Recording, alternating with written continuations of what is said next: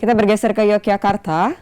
Gara-gara menjual isi rumah, seorang pemuda di Bantul, Yogyakarta ditangkap oleh polisi setelah dilaporkan oleh sang ibu kandungnya akibat menjual seluruh perabotan rumah, dari pintu hingga genteng demi membeli hadiah untuk sang pacar.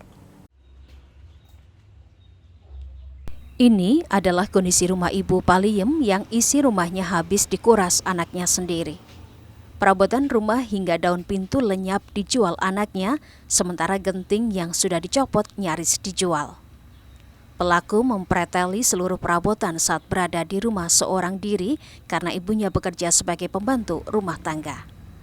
Sang ibu yang terlanjur sakit hati memilih jalur hukum untuk membuat anaknya cerah.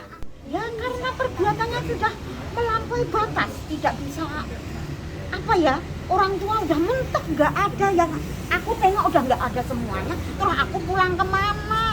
Orang genteng aja udah diturunin, kan nggak bisa aku gitu memaafkan begitu aja, nggak bisa.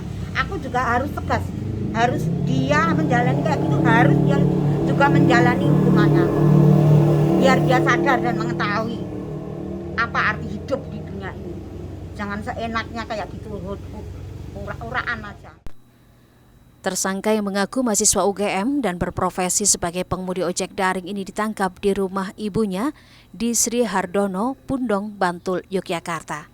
Kepada polisi, tersangka mengaku tega menjual barang-barang milik ibunya demi membelikan hadiah untuk kekasih yang baru dikenalnya sebulan lalu. Itu waktu kenalan di pintu masuk SLB gimana, Pak?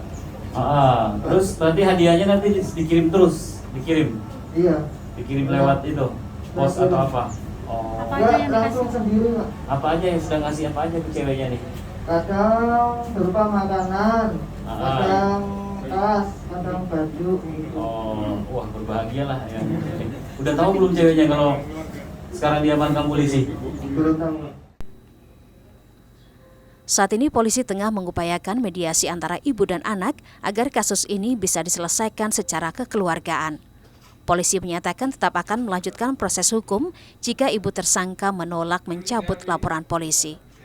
Namun jika dalam penyidikan pelapor atau ibu tersangka berubah pikiran dan mencabut laporan, maka polisi akan menghentikan proses penyidikan karena kasus ini merupakan delik aduan. Sampai sekarang totalnya sudah hampir sekitar 30-an juta kalau ditotalkan, atau perabot yang di dalam rumah itu udah habis semua. Makanya orang tuanya tidak tahan lagi, ya sudahlah, anak durhaka ini harus dilaporkan.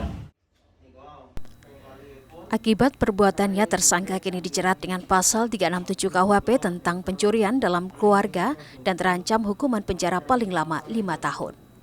Michael Aryawan, Kompas TV, Bantul, Yogyakarta.